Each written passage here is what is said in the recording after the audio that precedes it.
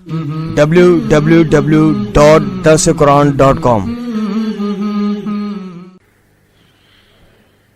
الحمد لله وحده والصلاة والسلام على من لا نبي بعده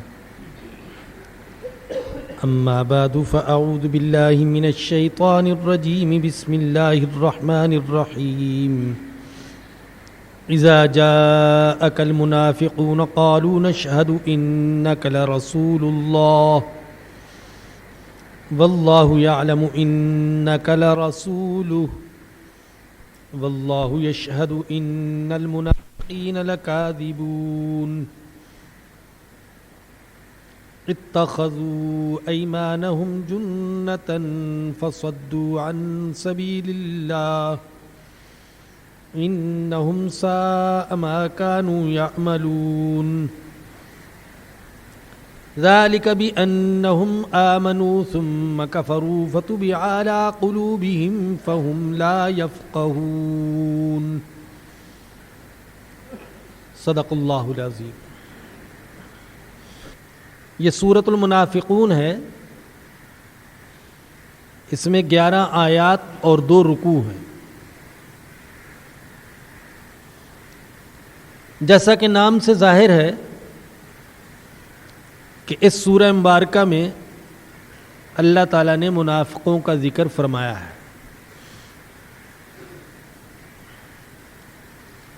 مکہ میں منافق نہیں تھے، یا مسلمان تھے یا کافر۔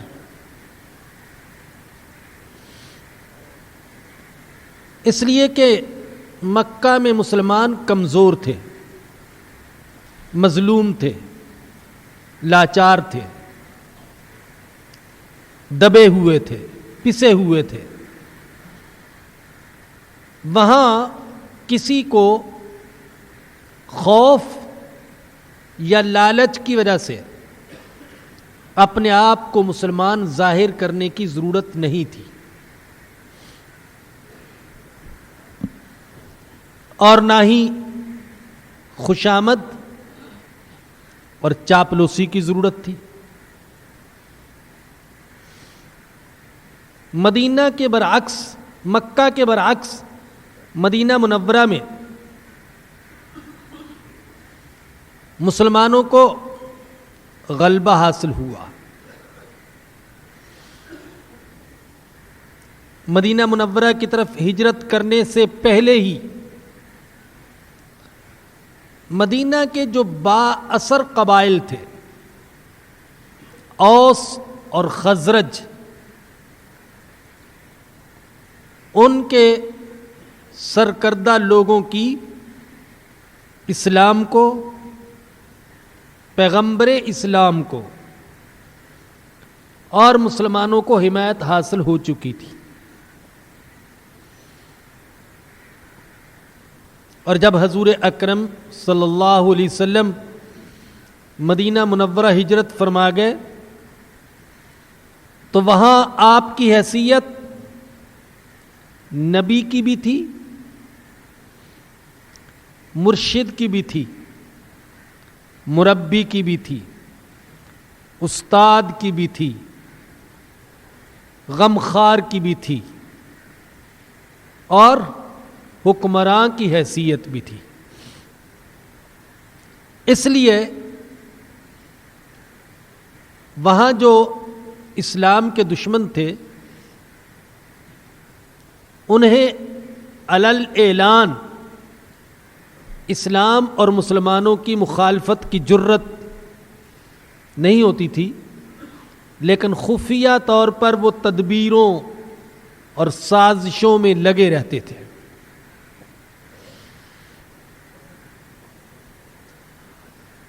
یہودی اور منافق مدینہ منورہ میں دونوں اسلام دشمنی پر متفق ہو چکے تھے، اور منافقوں میں سے سب سے بڑا نام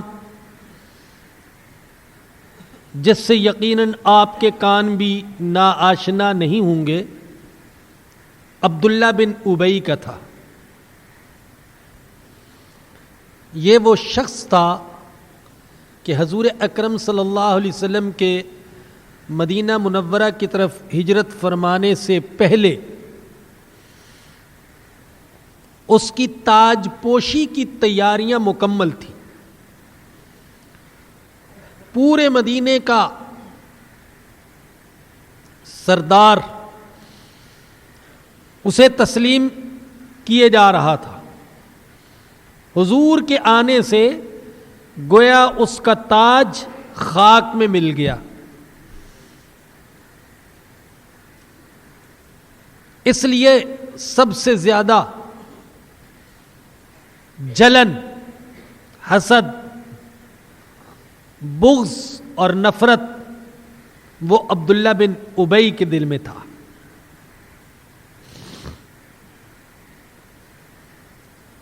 جیسے مکہ المکرمہ میں مشرکین سے مسلمانوں کو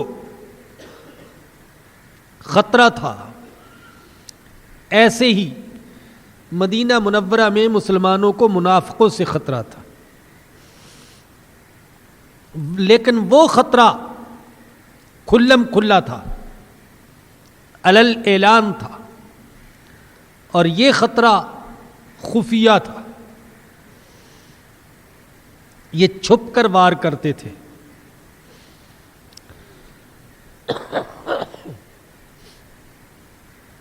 کلمہ پڑھتے تھے، نماز پڑھتے تھے، جماعت میں شامل ہوتے تھے. آپ نے وہ حدیث سنی ہوگی جس میں آتا ہے حضور اکرم صلی اللہ علیہ وسلم کے زمانے میں منافق کو بھی، اور منافق بھی کون سا؟ کھلا ہوا منافق، کھلے ہوئے منافق کو بھی جماعت چھوڑنے کی جرت نہیں ہوتی تھی. نماز تو دور کی بات ہے، کھلے ہوئے منافق کو جماعت چھوڑنے کی جرت نہیں ہوتی تھی. نماز پڑھتے تھے، جماعت کے ساتھ پڑھتے تھے، روزے رکھتے تھے، صدقہ خیرات کرتے تھے، حج عمرے کرتے تھے، بے دلی کے ساتھ ہی صحیح لیکن جہاد میں بھی شرکت کرتے تھے. حضور کے سامنے اپنی محبت، اپنے ایمان اور اپنے تعلق کا والہانہ اظہار کرتے تھے. اور قرآن کریم میں اللہ تعالیٰ نے منافقین کا مدنی صورتوں میں خاص طور پر جگہ جگہ پوسٹ مارٹم کیا ہے. ان کی علامتیں بتائی ہیں، ان کی کرتوتیں بتائی ہیں، ان کے اخلاق اور ان کے اوصاف مسلمانوں کو دکھائے ہیں تاکہ مسلمان ان صفات اور ان نشانیوں سے اپنے دامن کو بچا کر رکھیں. اور شاید ہی کسی گروہ کی اتنی مذمت قرآن میں ہو جتنی مذمت منافقین کی ہے. ان المنافقین یخادعون اللہ وهو خادعهم. یہ منافق اللہ کو دھوکہ دیتے ہیں، اللہ ان کو دھوکے کی سزا دے گا. پہلے پارے میں ہی آپ پڑھتے ہیں وَمِنَ النَّاسِ مَن يَقُولُ آمَنَّا بِاللَّهِ وَبِالْيَوْمِ الْآخِرِ وَمَا هُمْ بِمُؤْمِنِينَ. یہ کہتے ہیں ہم مومن ہیں، لیکن میں اللہ کہتا ہوں یہ مومن نہیں ہے. یخادعون اللہ والذین آمنوا. اللہ کو دھوکہ دیتے ہیں اور ایمان والوں کو دھوکہ دیتے ہیں. وما یخدعون الا انفسهم وما یشعرون. لیکن یہ صرف اپنے آپ کو دھوکہ دیتے ہیں مگر ان کو شعور نہیں ہے. فی قلوبہم مرض. ان کے دلوں میں بیماری ہے، کفر کی بیماری، نفاق کی بیماری، حسد کی بیماری، بغض کی بیماری، اسلام کی عداوت اور دشمنی کی بیماری. فزادہم اللہ مرضا. اللہ ان کی بیماری کو بڑھاتا چلا جاتا ہے. دن بدن اسلام کو ترقی ملتی ہے، مسلمانوں کو غلبہ حاصل ہوتا ہے، قرآنی آیات نازل ہوتی ہیں، حضور کی عزت و عظمت میں اضافہ ہوتا ہے، ان کی بیماری بڑھتی چلی جاتی ہے. وَلَهُمْ عَذَابٌ عَلِيمٌ بِمَا كَانُوا يَكْذِبُونَ. ان کے لیے دردناک عذاب ہے اس لیے کہ یہ جھوٹے ہیں، جھوٹے، اور جھوٹے کے لیے اللہ کے ہاں دردناک عذاب ہے۔ جگہ جگہ اللہ نے منافقوں کا ذکر فرمایا ہے، خاص طور پر سورہ توبہ میں، جس کا آغاز 10ویں پارے سے ہوتا ہے۔ سب سے زیادہ منافقوں کا ذکر سورہ توبہ میں ہے، اور سورہ توبہ کا ایک نام سورۃ الفاضحہ بھی ہے، رسوا کرنے والی سورت۔ سورۃ البراۃ نے منافقوں کو رسوا کر کے رکھ دیا، کھول کھول کر ان کی نشانیاں بتلائیں۔ آپ کے سامنے جو سورۃ المنافقون آج پڑھی جا رہی ہے اور اس کا درس دیا جا رہا ہے، اس سورہ میں بھی اللہ نے منافقوں کا ذکر فرمایا ہے۔ اور جان لیجئے، دو باتیں جان لیجئے۔ پہلی بات یہ کہ منافقوں کی دو قسمیں ہیں، اعتقادی منافق اور عملی منافق۔ اعتقادی منافق تو اسے کہا جائے گا جس کے دل میں کفر اور زبان پر ایمان ہو۔ آج کل ایسے منافق کم ہیں، بلکہ الٹا یہ ہو رہا ہے، دل میں ایمان ہوتا ہے لیکن اوپر اوپر سے اپنے آپ کو کافروں جیسا ظاہر کرنے کی کوشش کرتے ہیں۔ یہ ایک عجیب سا دستور چلا ہے مسلمان، لیکن جب اغیار کے سامنے جاتے ہیں تو ایسے طور طریقے اختیار کرتے ہیں کہ ہمیں کوئی مسلمان نہ سمجھے۔ صورت ان جیسی ہو، سیرت ان جیسی، لباس ان جیسا، عادات ان جیسی، کھانے پینے کے ڈھنگ ان جیسے، معاشرت ان جیسی، معیشت ان جیسی، سیاست ان جیسی، تجارت ان جیسی، اخلاق ان جیسے، کوشش کرتے کہ ہم دیکھنے میں مسلمان نظر نہ آئیں، انگریز نظر آئیں، ان کے لہجے میں انگریزی بولنے کی کوشش کریں گے۔ انگریزی بولنا معاذ اللہ کوئی گناہ کی بات نہیں ہے، ایک زبان کی حیثیت سے سیکھنا اسے نہ صرف جائز بلکہ بعض حالات میں لازم ہے، ضروری ہے۔ بعض علوم کے سیکھنے کے لیے، بعض فنون کے سیکھنے کے لیے، ان تک دین کی بات پہنچانے کے لیے انگریزی زبان کیا دنیا کی ہر زبان سیکھنا یہ ضروری ہے۔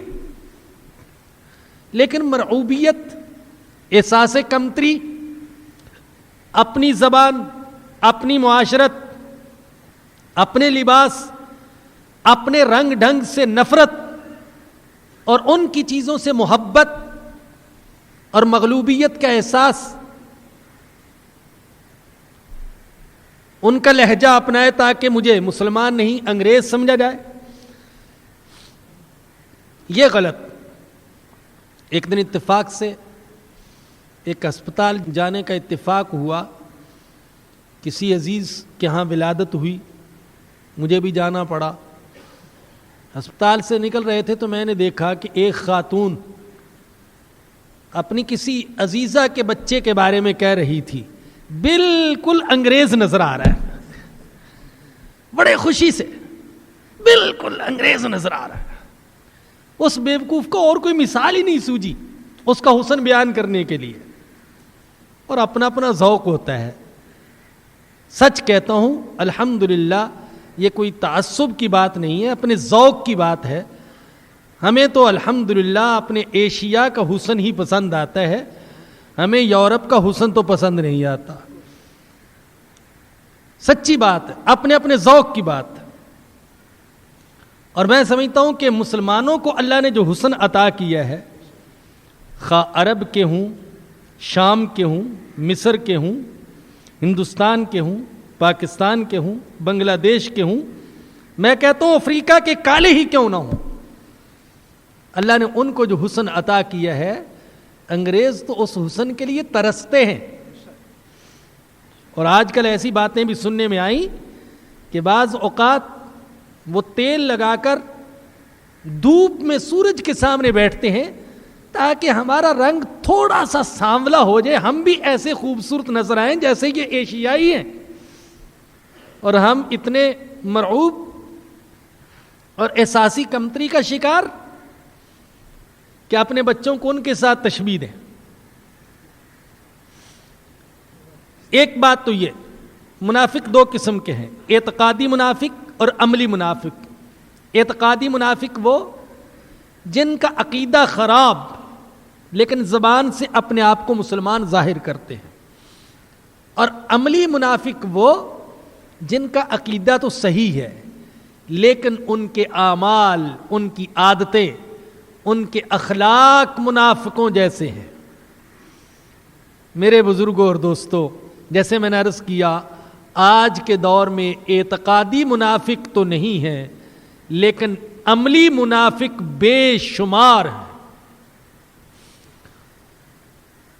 میں اور آپ دونوں اپنے اپنے حالات پر نظر ڈالیں، اپنے گھر پر، اپنے معاشرے پر، اپنی سوسائٹی پر، خود اپنے گریبان میں جھانکیں. تو میرا ناقص سا تجزیہ یہ ہے کہ اس وقت 100 میں سے 95 مسلمان عملی منافق ہیں.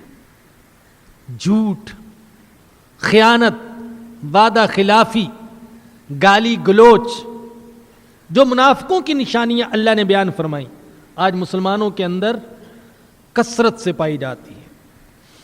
بلکہ شرم کی بات یہ کہ یہ چیزیں غیر مسلموں میں کم ہیں.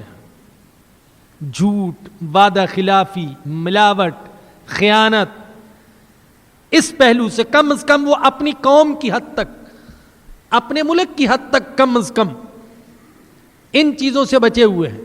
مسلمانوں کے ساتھ جو کچھ وہ کرے لیکن کم از کم اپنی قوم کے ساتھ یہ نہیں کرتے. کاروبار میں جھوٹ سے بچتے ہیں، خیانت سے بچتے ہیں، وعدہ خلافی سے بچتے ہیں، وقت کی پابندی کرتے ہیں. یہ عملی منافقت ہمارے اندر زیادہ پائی جاتی ہے.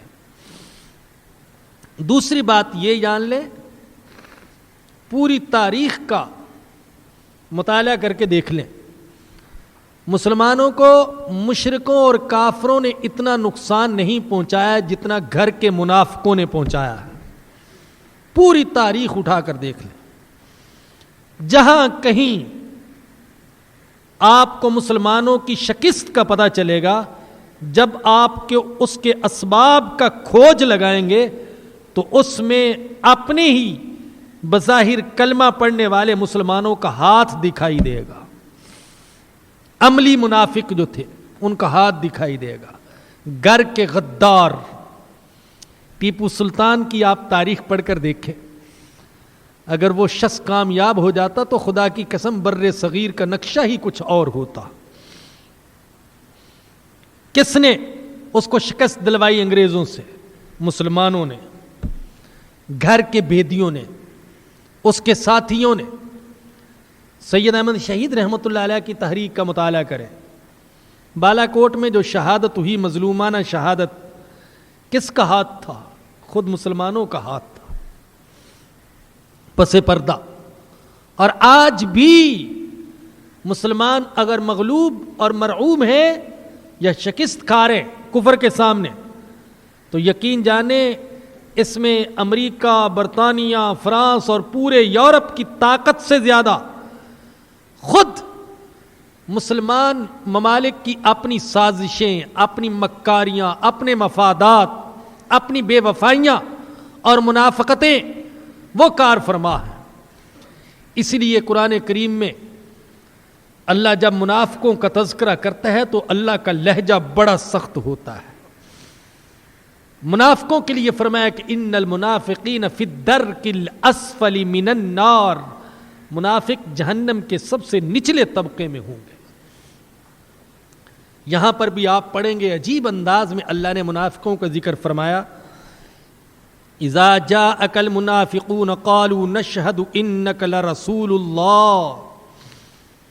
جب منافق آپ کے پاس آتے ہیں تو کہتے ہیں نشہد، ہم گواہی دیتے ہیں، انک لرسول اللہ، بے شک آپ اللہ کے رسول ہیں۔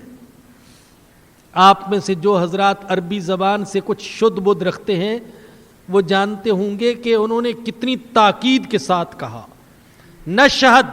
نشہد کا معنی ہوتا ہے ہم قسم اٹھاتے ہیں، انکا، بے شک آپ، لرسول اللہ، البتہ اللہ کے رسول ہیں۔ کئی تاکیدوں کے ساتھ کہا۔ اللہ نے جواب دیا واللہ یعلم انک لرسول، اللہ جانتا ہے کہ آپ اللہ کے رسول ہیں۔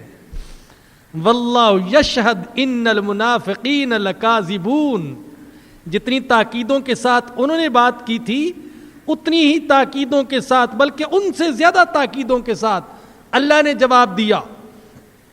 اللہ گواہی دیتا ہے، اللہ قسم اٹھا کے کہتا ہے ان المنافقین لکاذبون، بے شک منافق جھوٹے ہیں۔ وہ کہتے ہیں آپ اللہ کے رسول ہیں، اللہ کہتا ہے میں جانتا ہوں کہ آپ میرے رسول ہیں، لیکن منافق اس گواہی کے دینے میں جھوٹے ہیں، اس لیے کہ جو کچھ یہ زبان سے کہہ رہے ہیں یہ ان کے دل میں نہیں ہے۔ اتخذوا ایمانہم جنتا فصدوا عن سبیل اللہ، انہوں نے اپنی قسموں کو ڈھال بنا رکھا ہے، قسموں کی وجہ سے جان اور مال کا تحفظ کرتے ہیں۔ جب ان سے پوچھا جاتا ارے فلاں شرارت تم نے کی ہے، فلاں سازش تم نے کی ہے، فلاں غلط بات اللہ اور اس کے رسول کے خلاف تم نے کہی ہے، تو قسمیں اٹھاتے، حاشا وکاللہ، اللہ کی قسم ہم نے یہ بات نہیں کی۔ قسموں کو ڈھال بنا رکھا ہے۔ فصدوا عن سبیل اللہ، یہ لوگوں کو اللہ کی راہ سے روکتے ہیں، یہ ان کا دوسرا برا عمل، اس لیے کہ لوگ انہیں مسلمان سمجھ کر ان کی پیروی کرتے تھے اور وہ مسلمان تھے نہیں۔ یہاں سے یہ بھی معلوم ہوا کہ قسموں کی آڑ لینا اور قسموں کو ڈھال بنا لینا اور قسموں کی اوٹ میں اپنے مفادات حاصل کرنا یہ مسلمانوں کا کام نہیں ہے، یہ منافقوں کا کام ہے۔ قسم اٹھانے سے بچا کریں، خاص سچی قسم ہی کیوں نہ ہو۔ بہت ہی مجبوری ہو تو سچی قسم تو کھا لیں، لیکن جھوٹی قسم نہ کھائیں، اللہ کے نام کو غلط استعمال نہ کریں۔ انہم ساء ما کانوا یعملون، بے شک برا ہے جو کچھ وہ کرتے ہیں۔ اور فرمایا کہ کرتے کیوں ہیں، قسموں کو ڈھال کیوں بنایا ہے، لوگوں کو دین سے روکتے کیوں ہیں؟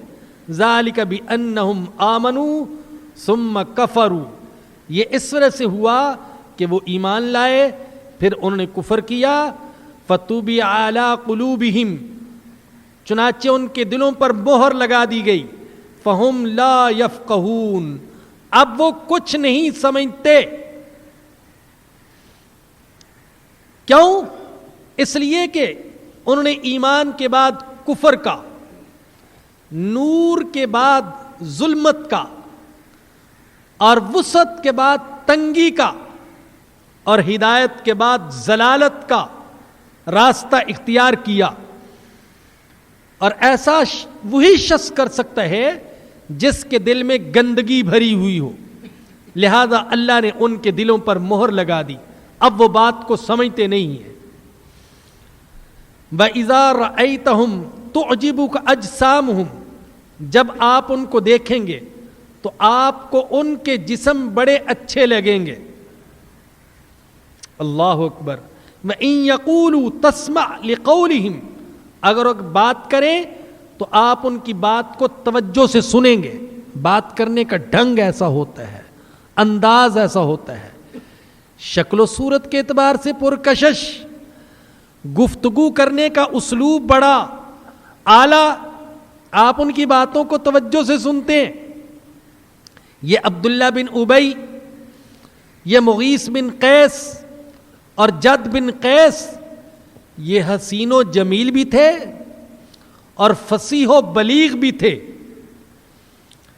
اللہ نے فرمایا کہ ظاہر سے بھی بڑے پرکشش ہیں، گفتگو بھی بڑی فصاحت کے ساتھ کرتے ہیں، لیکن اندر سے کھوکھلے ہیں. اور ظاہر سے کوئی کتنا ہی پرکشش کیوں نہ ہو، جو اندر سے کھوکھلا ہے، اللہ کی نظر میں اس کی کوئی قدر و قیمت نہیں ہے. اللہ کے نبی نے فرمایا ان اللہ لا ينظر الى صورکم واموالکم ولکن ينظر الى قلوبکم واعمالکم. اللہ تمہاری صورتیں اور تمہارے اموال نہیں دیکھتا، اللہ تمہارے دل اور تمہارے اعمال دیکھتا ہے. کأنہم خشب مسندہ، گویا کہ وہ دیوار کے ساتھ لگی ہوئی لکڑیاں ہیں.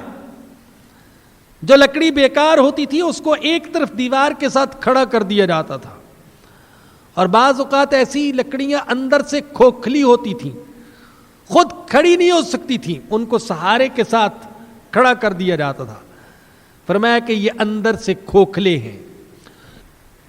یحسبون کل صیحۃ علیہم، ہر زور کی آواز اپنے خلاف سمجھتے ہیں، ہر وقت ڈرتے رہتے تھے کہیں ہمارا راز فاش نہ ہو جائے، پردہ اٹھ نہ جائے، حضور کو ہماری حقیقت کا پتہ نہ چل جائے. کوئی آواز سنائی دیتی بھئی تازہ وحی نازل ہوئی ہے تو پریشان ہو جاتے، لازماً اس وحی میں ہمارا کچا چھٹا بیان کر دیا گیا ہوگا، ہمارے بارے میں حضور کو بتا دیا گیا ہوگا کہ یہ منافق ہے، پریشان ہو جاتے. یا کوئی اور آواز آتی تو سمجھتے کہ حملہ ہو گیا، ہم مارے گئے. فرمایا کہ ہم العدو، یہ دشمن ہیں، فاحذرہم، ان سے بچ کر رہو. قاتلہم اللہ، ان پر اللہ کی مار ہو. انا یوفکون، یہ کہاں پھرائے جا رہے ہیں، دین کو چھوڑ کر کہاں جا رہے ہیں، اللہ کے رسول کو چھوڑ کر کس طرف جا رہے ہیں. وَإِذَا قِيلَ لَهُمْ تَعَالَوْا يَسْتَغْفِرْ لَكُمْ رَسُولُ اللَّهِ، جب ان سے کہا جاتا ہے آؤ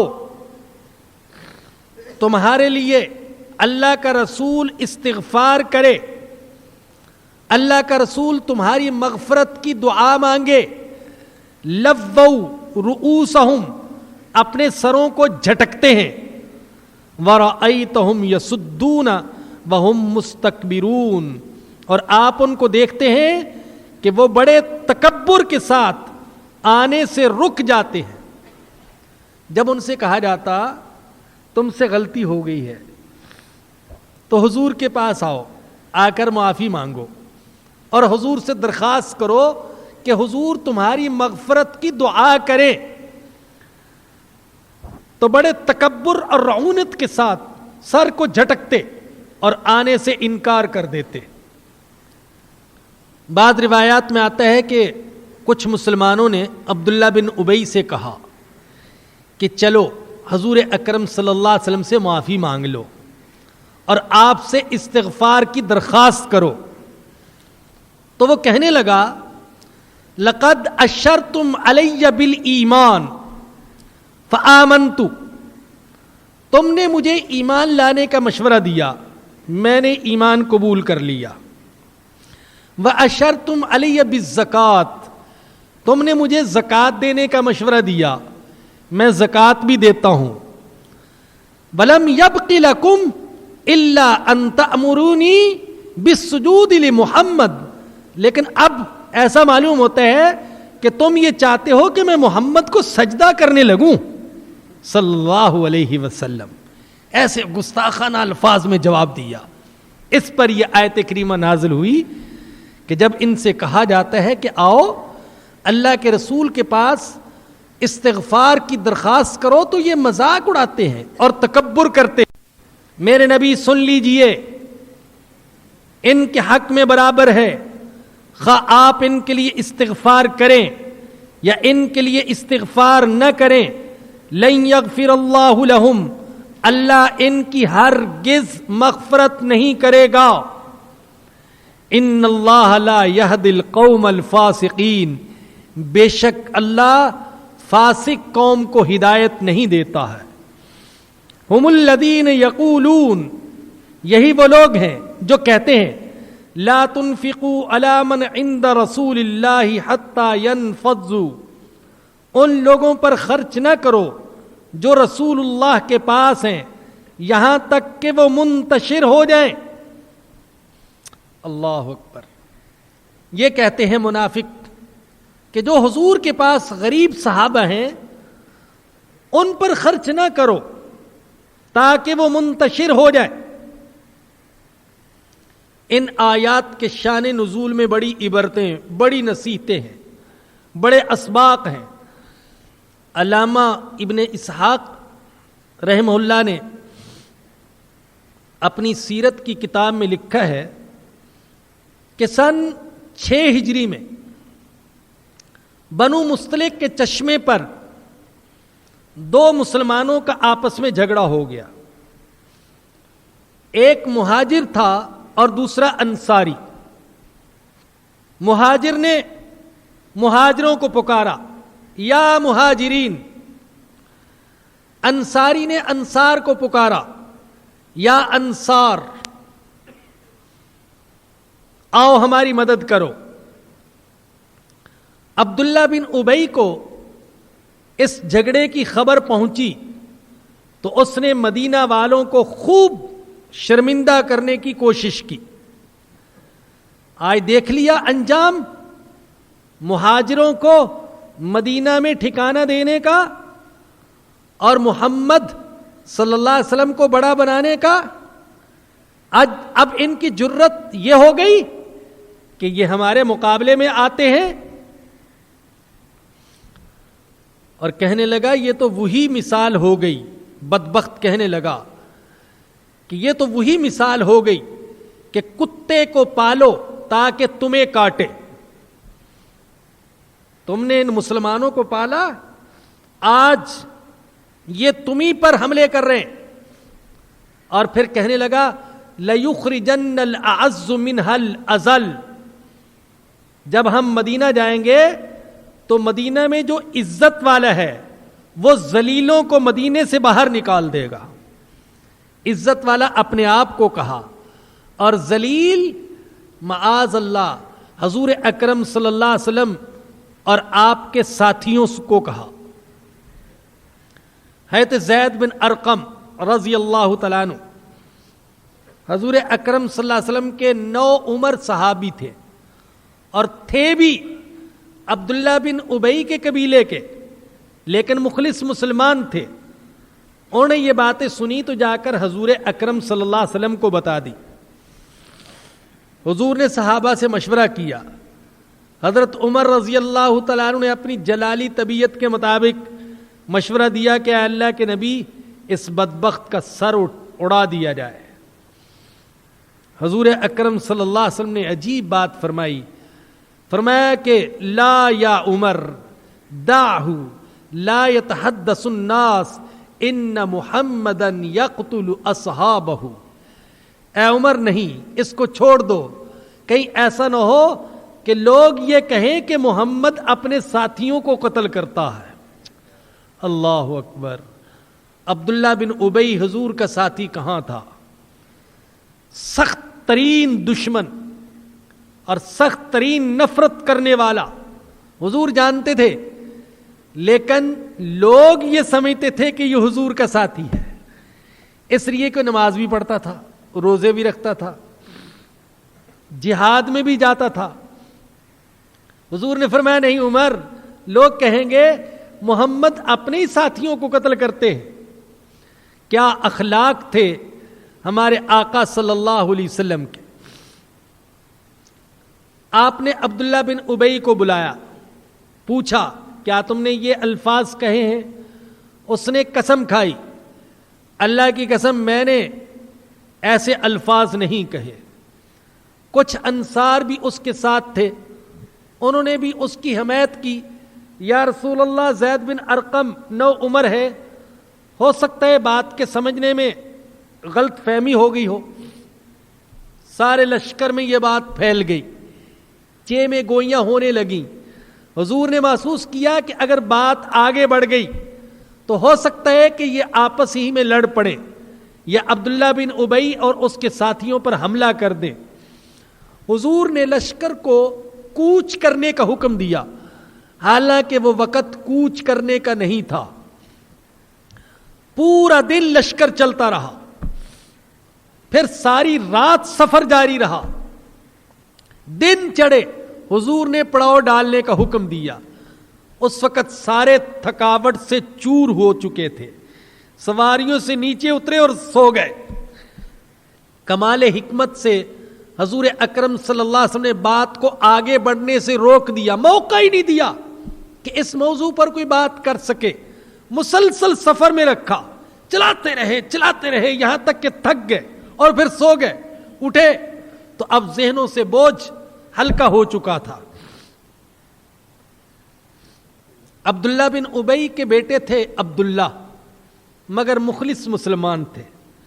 وہ حاضر خدمت ہوئے اور عرض کیا، یا رسول اللہ، اگر میرے باپ کو قتل کرنے کا فیصلہ ہو چکا ہے تو آپ کسی اور کو قتل کے لیے نہ کہیے گا، بلکہ مجھے حکم دے دیجیے گا، میں اپنے باپ کی گردن خود کاٹ کر آپ کی خدمت میں حاضر کر دوں گا۔ عرض کیا، یا رسول اللہ، اگر کسی اور نے میرے باپ کو قتل کر دیا تو مجھے ڈر ہے کہیں مجھ پر باپ کی محبت اور عصبیت غالب نہ آ جائے، اور عجیب الفاظ کہنے لگے کہ اخاف ان اقتلہ، مجھے ڈر ہے کہ میں اپنے باپ کے قاتل کو قتل کر دوں تو پھر کیا ہوگا، فَأَقْتُلُ مُؤْمِنًا بِكَافِرٍ، میں کافر کے بدلے میں مومن کو قتل کرنے والا بن جاؤں گا۔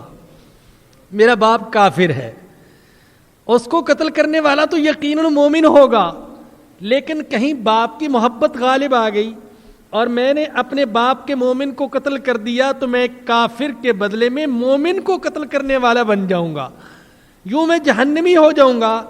تو اے اللہ کے نبی، کسی اور کو اجازت نہ دیجیے گا، مجھے حکم فرمائیے گا۔ اب حضرت عبداللہ کشمکش میں ہے، ایک طرف باپ کی محبت ہے، دوسری طرف ایمان کی محبت ہے۔ قربان جاؤں اپنے آقا کے قدموں کی خاک پر، حضور نے ان کی مشکل کو حل کر دیا اور انہیں اس کشمکش سے نکالا۔ فرمایا، عبداللہ تمہیں پریشان ہونے کی ضرورت نہیں، نہ میں تمہیں حکم دوں گا اپنے باپ کو قتل کرنے کا، نہ کسی اور کو، بل نتفرق به ونحسن صحبته ما بقي معنا، بلکہ ہم اس کے ساتھ نرمی کا معاملہ کریں گے، اچھا سلوک کریں گے جب تک وہ ہمارے ساتھ ہے۔ چنانچہ حضور نے اپنے اس قول کو نبھایا، جب تک عبداللہ بن ابی زندہ رہا حضور کا اس کے ساتھ سلوک اعلیٰ درجے کا رہا، اور جب انتقال کر گیا تو حد کر دی، حضور نے اس کے کفن کے لیے اپنی قمیص مبارک اتار کر دے دی، اور اس کے بیٹے کی دل جوئی کے لیے جنازہ بھی خود پڑھنے کے لیے تشریف لے گئے۔ حضرت عمر کہتے رہ گئے، یا رسول اللہ، وہی نہیں ہے جو آپ کے قتل کی تدبیریں کیا کرتا تھا؟ یہ وہی نہیں ہے جس نے اپنے آپ کو معزز اور آپ کو معاذ اللہ ذلیل کہا تھا؟ حضور نے فرمایا کہ عمر میں جانتا ہوں، لیکن تم مجھے چھوڑ دو، میرے حال پر چھوڑ دو۔ چنانچہ حضور نے نماز جنازہ پڑھی تو آپ نے اپنے اس قول کو نبھایا۔ ادھر حضرت عبداللہ، اس کے بیٹے، ان کا ایمانی کردار دیکھیے۔ وہ لشکر سے پہلے چلتے ہوئے مدینے کے راستے پر جا کر کھڑے ہو گئے۔ جب ان کے باپ عبداللہ بن ابی کی سواری آئی تو روک دیا، وراءک، پیچھے ہٹو، تمہیں مدینے میں داخل ہونے کی اجازت نہیں۔ تعجب سے پوچھا، مالک ویلک، تمہیں کیا ہو گیا؟ تمہاری خرابی ہو؟ جیسا کہ آپ قصے سے محسوس کر رہے ہیں، بہرحال حضرت عبداللہ کو اپنے باپ سے محبت تھی، تو وہ توقع نہیں رکھتا تھا کہ میرا بیٹا میرے ساتھ اس طرح کا سلوک کرے۔ کہا پیچھے ہٹ جاؤ۔ کہنے لگا کیوں؟ فرمایا کہ واللہ لا تدخل المدینۃ حتی یأذن لک رسول اللہ صلی اللہ علیہ وسلم، اللہ کی قسم جب تک میرے حضور تمہیں اجازت نہ دے دیں تمہیں مدینے میں داخل ہونے کی اجازت نہیں ہے. ولا تدخلها حتی تشہد علی نفسک بأنک ذلیل وأن محمدًا صلی اللہ علیہ وسلم هو العزیز، اور اس وقت تک تمہیں مدینے میں داخل نہیں ہونے دوں گا جب تک کہ تم اپنی زبان سے یہ اقرار نہ کرو کہ میں ذلیل ہوں اور محمد عزت والے ہیں. چنانچہ ایسے ہی ہوا. حضور کی سواری آئی، حضور نے پوچھا عبداللہ کیا معاملہ ہے؟ عرض کہ یا رسول اللہ جب تک آپ اجازت نہیں دیں گے میں اس کو مدینے میں داخل نہیں ہونے دوں گا، اور جب تک کہ یہ زبان سے اقرار نہ کرے کہ میں ذلیل ہوں اور محمد عزت والے ہیں میں مدینے میں نہیں جانے دوں گا. چنانچہ ایسا ہوا، حضور نے اس کو جانے کی اجازت دی اور اس نے اقرار کیا کہ میں ذلیل ہوں، محمد عزیز ہیں صلی اللہ علیہ وسلم. تب اس کو اجازت ملی. اور ادھر حضرت زید بن ارقم کا بھی حال سنیے. وہ بڑے پریشان تھے کہ حضور نے میری بات کو جٹلا دیا اور عبداللہ بن ابی کی تصدیق کر دی. وہ قسمیں کھا کر اپنے آپ کو سچا ثابت کر گیا اور میں حضور کی نظر میں جھوٹا ہو گیا. فرماتے ہیں کہ جب یہ صورت نازل ہوئی تو حضور اکرم صلی اللہ علیہ وسلم نے فرمایا کہ ابشر فاراک اذنی، حضور نے فرمایا خوشخبری ہو، اور میرا کان پکڑ کر مروڑا. وضحک فی وجہی، اور میرے سامنے مسکرائے. اللہ اکبر. اور عجیب جملہ کہا حضرت زید بن ارقم نے، کہتے ہیں فما کان یسرنی ان لی بہل خلد فی الدنیا. اللہ کی قسم یہ جو حضور نے میرا کان پکڑا تھا اور میرے سامنے مسکرائے تھے، اگر اس کے بدلے میں مجھے دنیا کی ہمیشہ کی زندگی مل جائے تو مجھے یہ سودا گوارا نہیں ہے. تو یہ اس عبداللہ بن ابی کی باتوں کا اور منافقوں کی باتوں کا ذکر کہنے لگے کہ دیکھو جو رسول اللہ کے پاس ہیں ان پر خرچ نہ کرو حتی ینفضوا، یہاں تک کہ وہ منتشر ہو جائیں. جان لیجئے ہر دور کے کفار نے یہی نسخہ آزمایا. قریش نے بنو ہاشم کے خلاف یہی نسخہ آزمایا تھا. جب شیب ابی طالب میں حضور اکرم صلی اللہ علیہ وسلم اپنے خاندان کے ساتھ محصور ہو گئے، یہی نسخہ منافقوں نے آزمایا. یہی نسخہ ہر دور کے اسلام دشمنوں نے مسلمانوں پر آزمایا کہ ان کی ضروریات زندگی بند کر دو، یہ بھوکے مرنے لگیں گے تو خود ہی اللہ اور اس کے رسول کا نام لینا چھوڑ دیں گے. یہی نسخہ روس میں کمیونسٹوں نے آزمایا، یہی نسخہ مغربی ملکوں نے آزمایا، یہی نسخہ امریکہ آج پورے عالم اسلام پر آزما رہا ہے. اور میں کیسے کہوں کہ یہی نسخہ امریکہ کے ایجنٹ اسلام کے نام لیواؤں پر پوری دنیا میں آزما رہے ہیں. ان کی معاشی ضروریات بند کر دو، ان کو چندہ مت دو، ان کے ساتھ تعاون نہ کرو، یہ بھوکے مریں گے، خود ہی دین کا نام لینا چھوڑ دیں گے. مجھے اس بات کا الحمدللہ 100% یقین ہے، کسی کے چندہ بند کرنے سے اور کسی کے تعاون کا سلسلہ ختم کرنے سے دین کا کام نہیں رکے گا. اللہ پر اگر دینداروں کا سچا یقین اور ایمان ہوا تو اللہ ان کو ایسی جگہ سے رزق دے گا جہاں سے ان کو امید بھی نہیں ہوگی. وَمَن يَتَّقِ اللَّهَ يَجْعَل لَّهُ مَخْرَجًا وَيَرْزُقْهُ مِنْ حَيْثُ لَا يَحْتَسِبُ. آج یہ نسخہ بڑی عمومیت کے ساتھ آزمایا جا رہا ہے. دینی اداروں اور دینی اداروں کے معاونین کے گرد گھیرا دن بدن تنگ کیا جا رہا ہے. بڑی آزمائش کا وقت ہے. اللہ پاک ہمیں اس آزمائش کے وقت میں ثابت قدم رہنے کی توفیق نصیب فرمائے. تو کہنے لگا کہ خرچ نہ کرو تاکہ یہ منتشر ہو جائے. وَلِلَّهِ خَزَائِنُ السَّمَاوَاتِ وَالْأَرْضِ, اور اللہ ہی کے لیے ہیں آسمانوں اور زمین کے خزانے. وَلَكِنَّ الْمُنَافِقِينَ لَا يَفْقَهُونَ, لیکن منافق سمجھتے نہیں. يَقُولُونَ لَئِن رَجَعْنَا إِلَى الْمَدِينَةِ, منافق یہ کہتے ہیں اگر ہم مدینہ کی طرف لوٹے, لَيُخْرِجَنَّ الْأَعَزُّ مِنْهَا الْأَذَلَّ, تو ہم میں سے جو عزت والا ہے وہاں سے ذلیل کو نکال دے گا. معاذ اللہ. اللہ نے جواب دیا وَلِلَّهِ الْعِزَّةُ وَلِرَسُولِهِ وَلِلْمُؤْمِنِينَ, اللہ ہی کے لیے عزت ہے اور اللہ کے رسول کے لیے اور ایمان والوں کے لیے. وَلَكِنَّ الْمُنَافِقِينَ لَا يَعْلَمُونَ, لیکن منافق جانتے نہیں ہیں. یہ مومن کے لیے بڑا اعزاز ہے کہ اللہ نے مومنوں کا ذکر اپنے ساتھ کیا ہے اور اپنے رسول کے ساتھ کیا. فرمایا عزت کس کے لیے؟ اللہ کے لیے, اللہ کے رسول کے لیے اور مومنوں کے لیے. اس بدبخت کا خیال یہ تھا کہ عزت مال و دولت کی کثرت کی وجہ سے ہوتی ہے, عزت خوشامدیوں کے جھرمٹ کی وجہ سے ہوتی ہے. اللہ نے فرمایا کہ نہیں, عزت یہ نہیں, اور عزت یہ نہیں کہ لوگ سلام کریں اور لوگ خوشامد کریں اور لوگ کسی کے استقبال کے لیے کھڑے ہو جائیں. عزت یہ ہے کہ انسان کے اندر بلندی کا شعور ہو اور اپنی حقیقت کی معرفت ہو.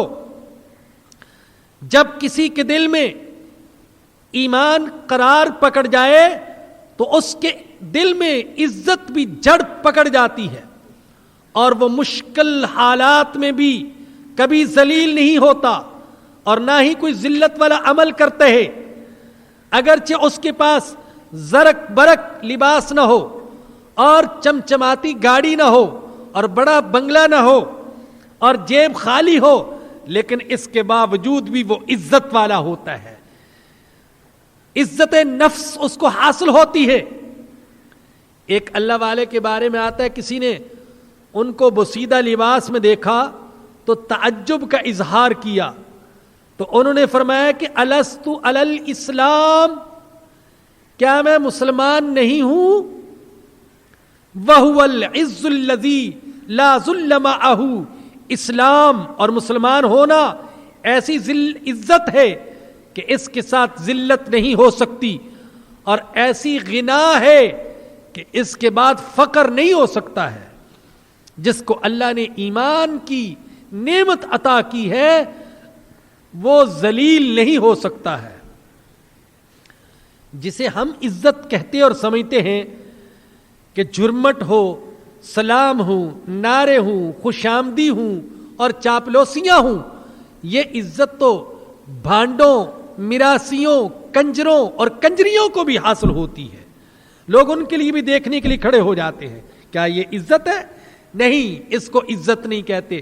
عزت وہ عزت ہے جسے اللہ اور اس کے رسول عزت قرار دیتے ہیں. فرمایا کہ یا ایھا الذین آمنوا لا تلہکم اموالکم ولا اولادکم عن ذکر اللہ, اے ایمان والو تمہارے اموال اور تمہاری اولادیں تمہیں اللہ کے ذکر سے غافل نہ کر دیں.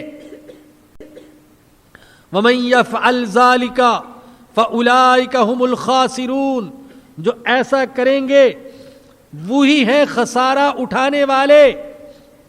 گویا کہ کہا جا رہا ہے اے مسلمانوں, منافقوں کی ساری صفات اپنے اندر سے نکال دو. وہ مال اور اولاد کی محبت میں ڈوب کر اللہ کے ذکر سے غافل ہو جاتے ہیں. اے مسلمانوں, تم اللہ کے ذکر سے غافل نہ ہو جانا. اور اللہ کا ذکر کیا ہے؟ نماز اللہ کا ذکر ہے, قرآن اللہ کا ذکر ہے, حج اور زکوٰۃ اللہ کا ذکر ہے, یہ ساری چیزیں اللہ کا ذکر ہیں. فرمایا کہ جو اللہ کے ذکر سے غافل ہو جائیں گے وہ ہے خسارہ اٹھانے والے.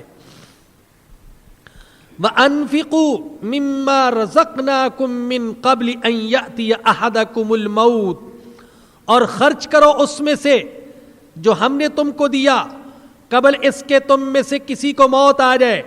فَيَقُولَ رَبِّ، پھر وہ کہے اے میرے رب، لولا اخرتنی الی اجل قریب، تو نے مجھے تھوڑے دنوں کی مہلت کیوں نہ دی. فاصدق، کہ میں صدقہ خیرات کر لیتا. واکم من الصالحین، اور میں نیکوں میں سے ہو جاتا. فرمایا کہ اس وقت سے پہلے خرچ کر لو.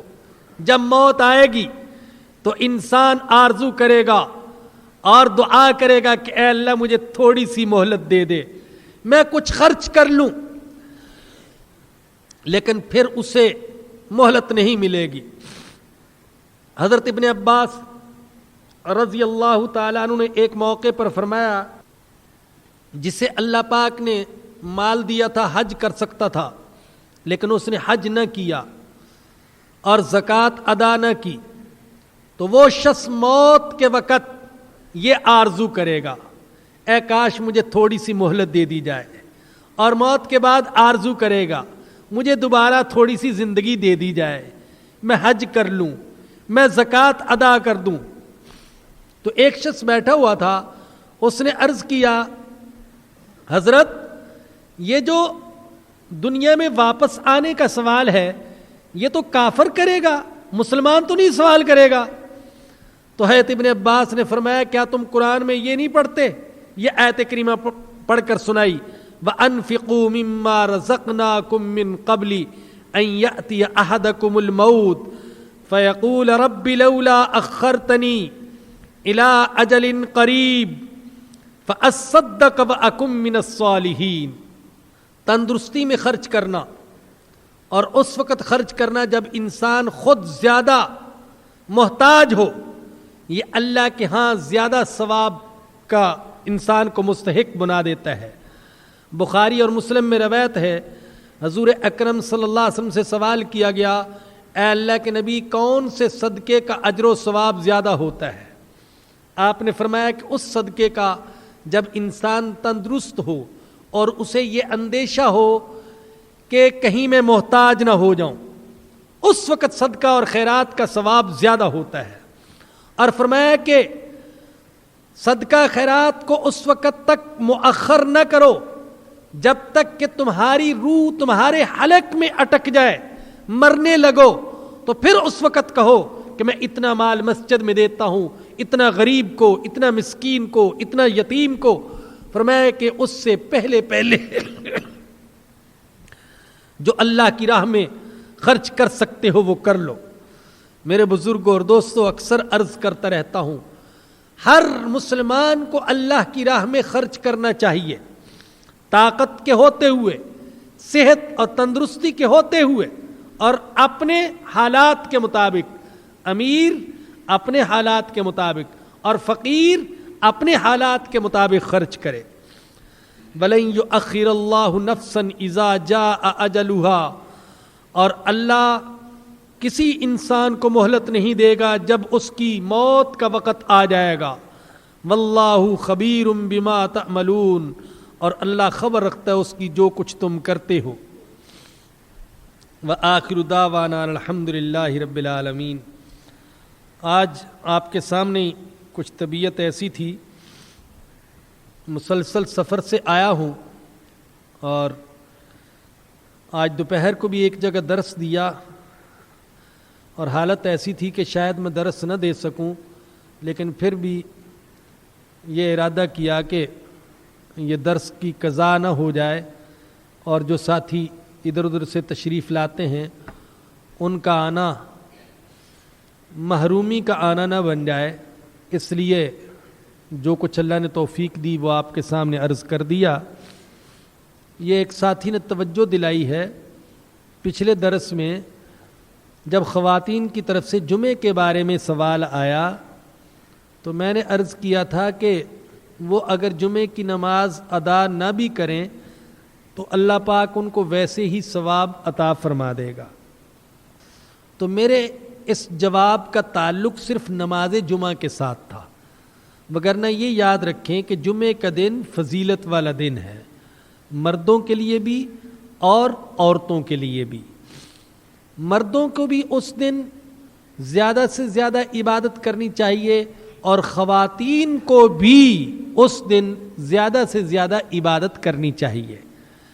اگر وہ نماز جمعہ کے لیے مسجد میں نہیں آ سکتی تو اس کا یہ مطلب ہرگز نہیں کہ وہ گھروں میں بیکار بیٹھی رہیں اور جمعہ کے دن کو ضائع کر دیں، بلکہ جمعے کے دن کے جو دوسرے معمولات ہیں جن میں سر فہرست سورہ کہف کی تلاوت ہے، وہ گھروں میں سورہ کہف کی تلاوت کریں، صلاۃ التسبیح ادا کریں، اور زیادہ سے زیادہ اس دن درود شریف پڑھیں، بالخصوص نماز عصر کے بعد کثرت کے ساتھ وہ درود شریف پڑھیں۔ اور جمعے کے دن جو اللہ کے نبی نے فرمایا کہ دعاؤں کی قبولیت کی گھڑی ہوتی ہے، وہ جیسے مردوں کے لیے ہے ایسے عورتوں کے لیے بھی ہے، اس لیے وہ اس دن دعائیں بھی زیادہ کریں۔ اللہ پاک مجھے اور آپ سب کو جمعے کے دن کے معمولات ادا کرنے کی توفیق نصیب فرمائے۔ وآخر دعوانا الحمدللہ رب العالمین۔ الحمدللہ رب العالمین والصلاة والسلام علی سید الانبیاء والمرسلین۔ اے اللہ تو اپنے فضل و کرم سے ہمارے صغیرہ کبیرہ گناہوں کو معاف فرما دے۔ یا اللہ ہم سب بیمار ہیں، جسمانی اور روحانی بیماریوں سے شفا نصیب فرما دے۔ یا اللہ ہم سب کی پریشانیوں کو دور فرما دے، جائز ضروریات غیب کے خزانوں سے پوری فرما دے۔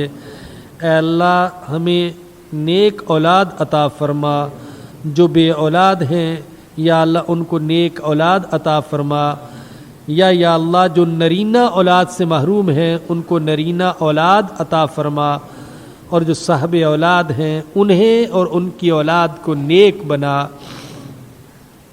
اے اللہ منافقت والی ساری نشانیوں سے بچنے کی توفیق نصیب فرما۔ اے اللہ ہمیں مخلص مومن بننے کی توفیق نصیب فرما۔ اے اللہ ہمارے مرحومین کی مغفرت فرما، ان کے گناہوں کو معاف فرما اور نیکیوں کو قبول فرما۔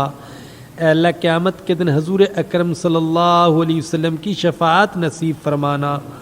ربنا آتنا فی الدنیا حسنۃ وفی الآخرۃ حسنۃ وقنا عذاب النار۔ ربنا تقبل منا انک انت السمیع العلیم وتب علینا انک انت التواب الرحیم۔ صلی اللہ تعالی علی رسولہ وخیر خلقہ سیدنا و مولانا محمد و آلہ و صحبہ و اہل بیتہ اجمعین، آمین برحمتک یا ارحم الراحمین۔